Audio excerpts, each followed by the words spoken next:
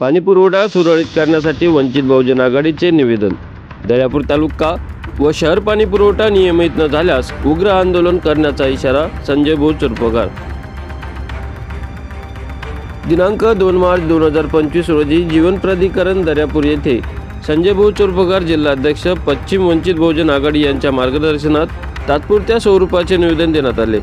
दर्यापूर तालुक्यासह दर्यापूर शहरात सुद्धा पाणी पुरवठा नियमित सुरू, ठराविक वेळेवर पाणी पुरवठा करावा व नागरिकांना होणारी गैरसोय टाळावी, तसेच नागरिकांवर पाणीपट्टी करिता भर टाकू नये सह विविध मुद्द्यांवर संजय भाऊ चोरपगार यांनी अभियंता जीवन प्राधिकरण दर्यापूर यांच्याशी चर्चा करून पाणी पुरवठ्याबद्दल नागरिकांना होणाऱ्या गैरसोयीबद्दल अवगत केले।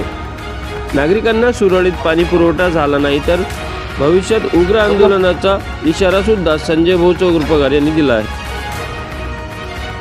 मित्रांनो, आज दर्यापूर येथे जीवन प्राधिकरणमध्ये वंचित बहुजन आघाडीच्या वतीने तालुक्यामध्ये नव्हे तर जिल्ह्यामध्ये होणाऱ्या पाणी टंचाई तशाच जीवन प्राधिकरणाच्या गैरसोयीमुळे अशा अनेक समस्यांना वाचा फोडण्याकरिता जीवन प्राधिकरणमध्ये आज वंचित बहुजन आघाडीचे कार्यकर्ते या ठिकाणी आले आहेत। नेमकं काय कोणते विषय घेऊन या ठिकाणी आहेत आपल्यासोबत वंचित बहुजन आघाडीचे जिल्हाध्यक्ष संजय भाऊ चोरपगार, आपण त्यांच्यासोबत बातचीत करूया। दादा नमस्कार। नमस्कार, जय भीम। काय कोणते विषय घेऊन आज तुम्ही इथे आला? मी संजय चोरपगार, जिल्हा प्रमुख वंचित बहुजन आघाडी। गेल्या 1 महिन्यापासून सतत गावातून सरपंच आणि गावातील लोक यांचे फोन येत आहेत। सकाळी सुद्धा काही लोकांचे फोन आले, काही लोकांचे अर्ज सुद्धा आलेले आहे आणि त्या लोकांचं असं म्हणणं आहे की जीवन प्राधिकरण आमच्या अर्जाचा सुद्धा विचार करते। ज्यासाठी तुम्ही विचार करा की सरपंचाच्या अर्जाचा जर विचार हे जीवन प्राधिकरण करत असेल, इथे मागच्या 15 वाड्यांनी दर्यापूर शहरामध्ये पिंपळच्या काही लोकांनी आमरण उपोषण केलं होतं। त्या उपोषणाची सुद्धा या लोकांनी दखल घेतलेली नाही आणि याचा निगडरपणा करण्यासाठी आम्ही आज एक साधं निवेदन दिलं आहे जीवन प्राधिकरणला।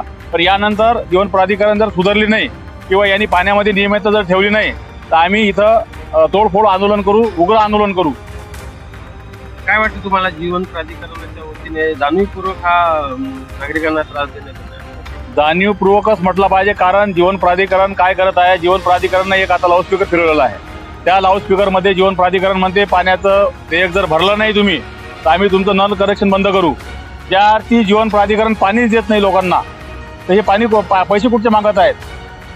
कर कसा भरतील लोक पैसे नाही भरून राहिले, कारण पाण्याचा पुरवठा सुरळीत नाही, त्यामुळे लोक पैसे भरत नाहीत।